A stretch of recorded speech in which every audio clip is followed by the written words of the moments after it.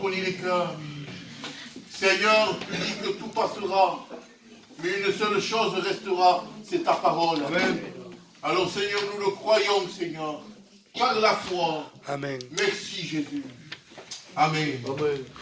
Et l'Église dit Amen. Que Dieu soit béni ce soir.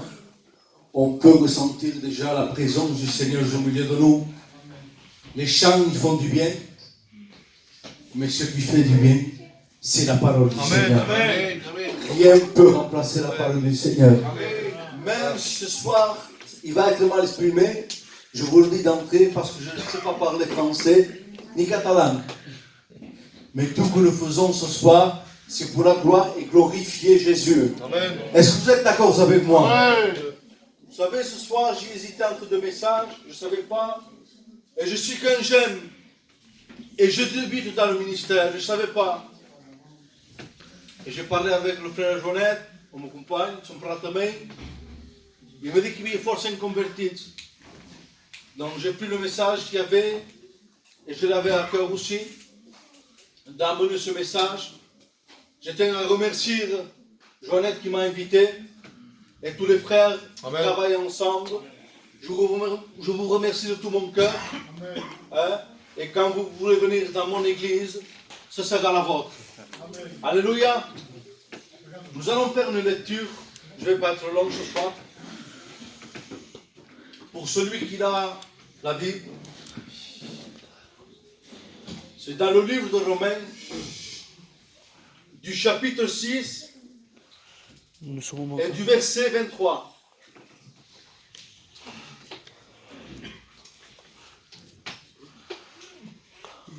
Voilà qu'est-ce qu'il va dire la parole du Seigneur. Il dira, car le salaire du péché, c'est la mort. Mais le don gratuit de Dieu, c'est la vie éternelle. Amen. Amen. Et je me suis posé la question, je me disais, c'est quoi un salaire?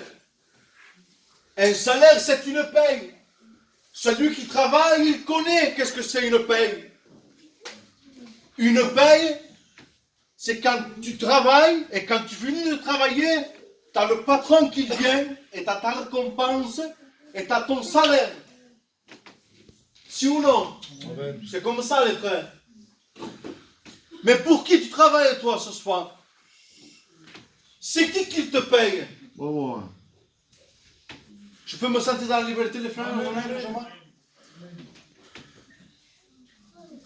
En ce moment-là, si tu n'as pas fait la rencontre avec Jésus, tu es perdu. Tu vas à l'enfer. Oh. Cette paye, il t'amène à l'enfer. Dans le lieu de tout le monde. Dans le lieu de l'angoisse. Dans le lieu de tristesse. Où il n'y a que de pleurs. De grincements dedans. Mais ce soir, tu es le bon endroit. Amen, gloire à Dieu. Pour changer ta destination. Mais c'est quoi le péché? On va le voir, c'est quoi le péché?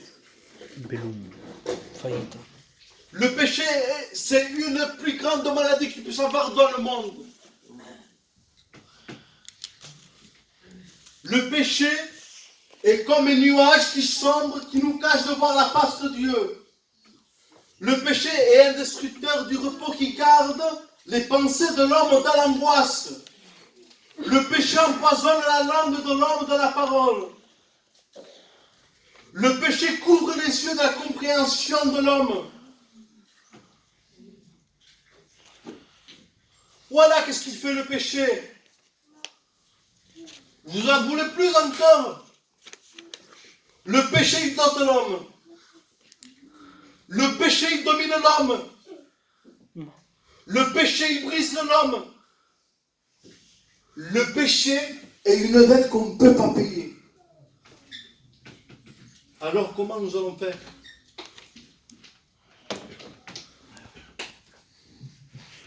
Comment nous allons faire ce soir?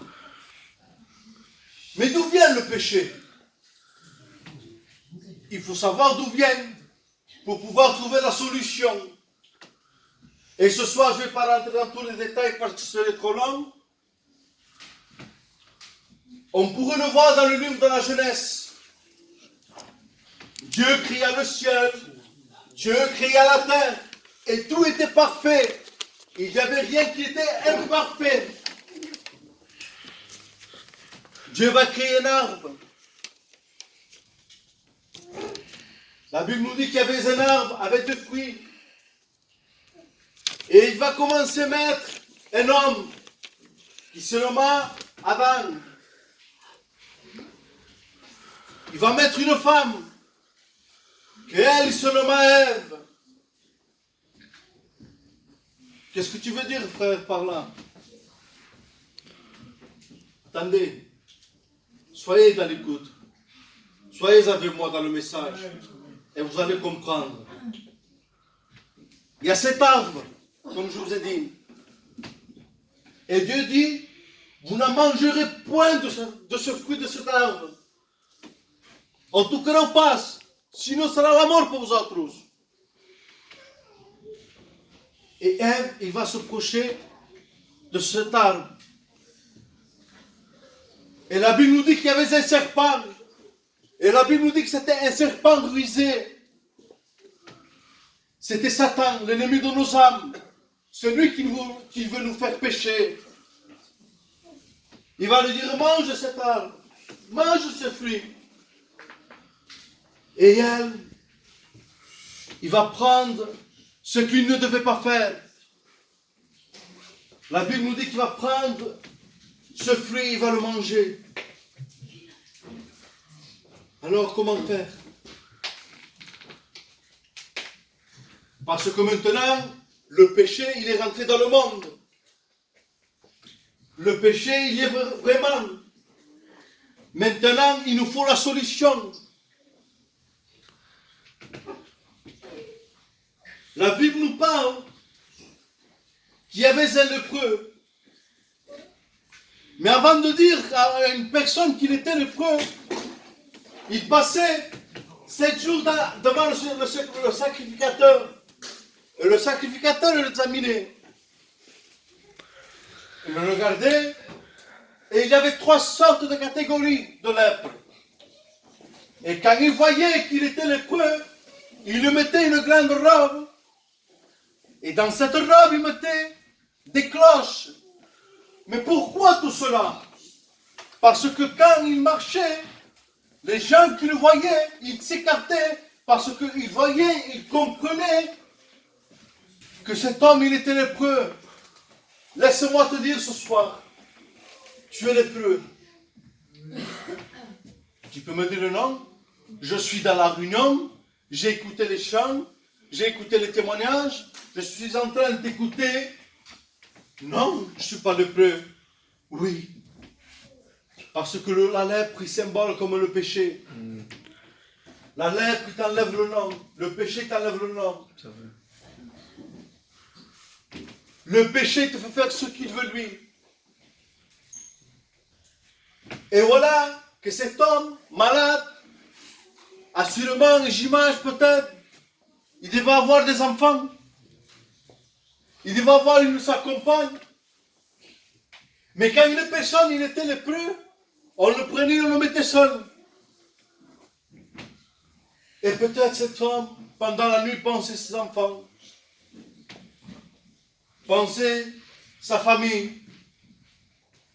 Mais il nous dit qu'il y avait une grande foule. Amen. Et cette foule, il y avait beaucoup de gens, nous dit la Bible. Et cet homme, il va voir alors ce qu'il se passait. Le malade, il va voir ce qu'il se passait. Il va voir qu'il y avait un homme.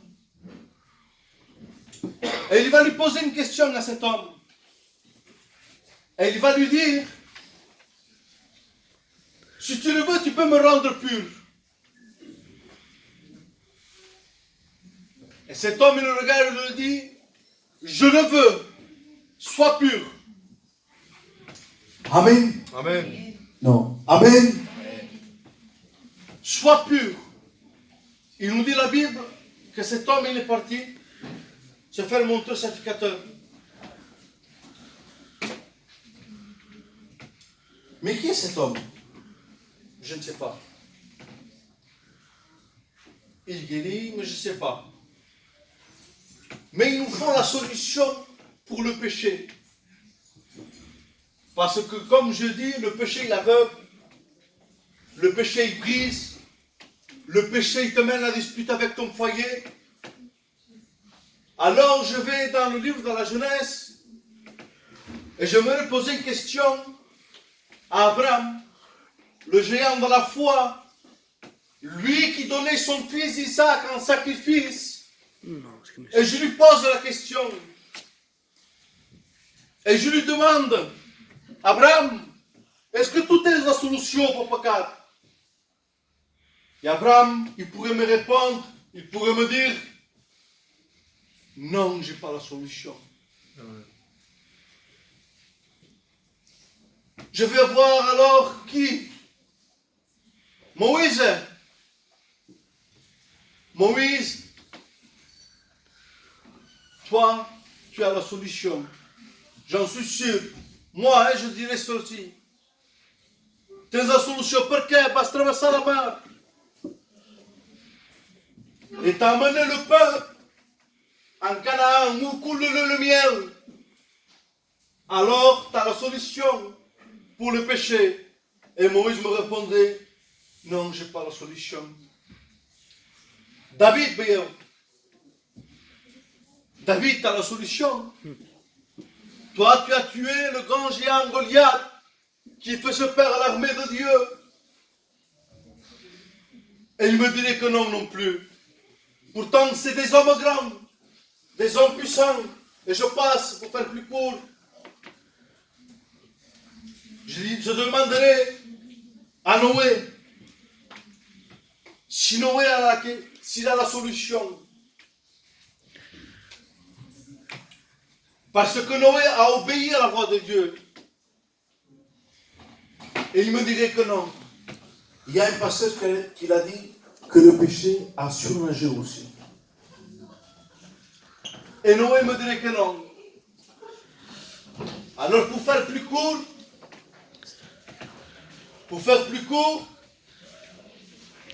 nous allons dans les évangiles. Et nous allons voir dans le livre de Jean. Parce que Jean, dans le livre de Jean, il nous parle qu'il y a une personne, qu'il est la lumière, qu'il est la porte, qu'il est le bon berger. Qui est cette personne?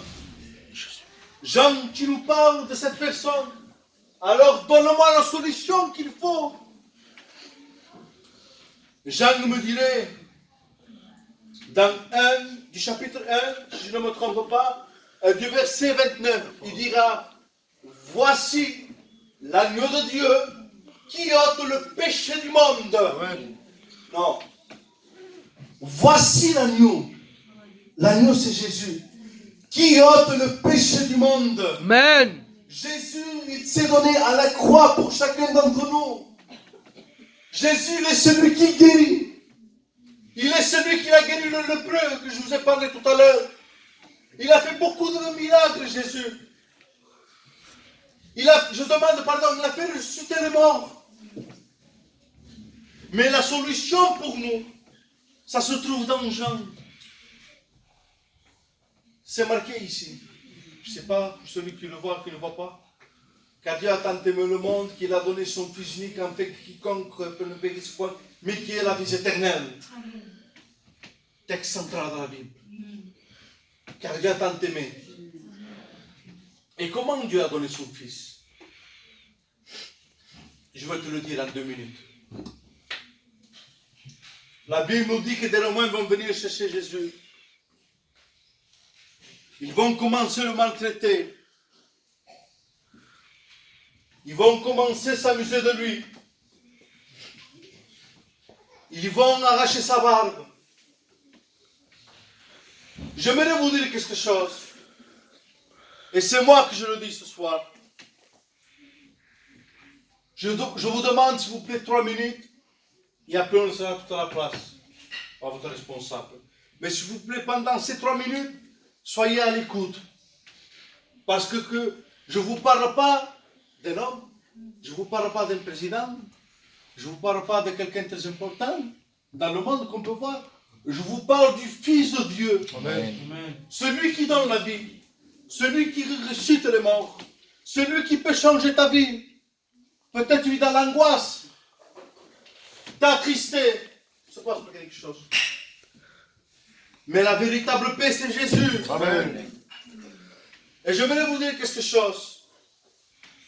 Quand les Romains vont venir le prendre, moi je dis qu'ils ont proposé 3 couronnes à Jésus. Connais-vous ce frère, hein? Pourtant, il y a un bec d'ouvre, Zeki. Je suis d'accord avec toi. Il y en a une quand il rentre, qui lui dit Hosanna, bienvenue celui qui vient. Arrivé, la gente sont contents, et pourtant on a fini de crucifier. C'est ce que fanno voi la gente. E voilà. Et moi, j'ai cité une deuxième couronne. J'en ai. Ça se trouve, cette couronne, on pourrait le dire dans les évangiles de Matthieu, du chapitre 4. Si. Parce que Satan, il va lui dire quelque chose à Jésus. Si tu m'adores, je te donnerai tout ce royaume. Et si Jésus aurait, si par exemple, je ne dis pas Jésus, si moi j'accepte un royaume, c'est que je suis roi. Et un roi, il porte une couronne. Alors Satan, il est en train de lui proposer cette couronne. Et Jésus va refuser cette couronne. Et là, j'aimerais que l'Église puisse dire, les convertis, je parle, qu'ils puissent dire n'importe amen. Amen. Parce qu'il y a une troisième couronne. C'est une couronne d'or? Non. C'est une couronne avec des diamants? Non. C'est quoi alors? C'est une couronne d'épines. Amen. Qu'ils l'ont mis sur son front, sa tête. Ils ont commencé à clouer ses mains. Ils ont cloué ses pieds. Tout son corps était plein de sang. Ils ont commencé à le mettre sur une croix. Il était entre ciel et terre. Et son sang coulait pour pouvoir te pardonner ce soir. Amen. De ton péché.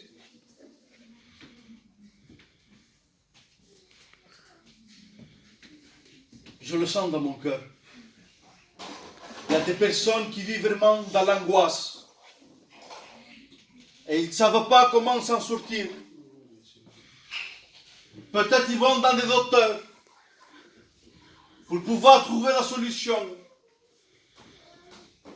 Laissez-moi vous dire, la véritable solution, c'est Jésus-Christ de Nazareth. Amen. Ne cherchez pas dans le monde, mais cherchez dans l'église. Parce que dans l'église, je dis l'église, c'est Jésus. Il y a tout. Il y a la paix, il y a la tranquillité, il y a la sérénité. Dieu garde nos enfants, Dieu nous protège du danger. Dans le monde, tout cela, il n'y est pas. Mais venons à la croix. Amen. Venons à la croix Amen. ce soir. Parce que la solution se trouve à la croix. Avant de terminer, je vais vous raconter un témoignage. Je vais faire vite. Margal initiative. Il me fait plaisir de me comparer Jonathan. Le témoignage nous dit qu'il y avait une mère et un enfant. Ils étaient dans une maison. Et cette maison, il prenait feu. Alors les pompiers ont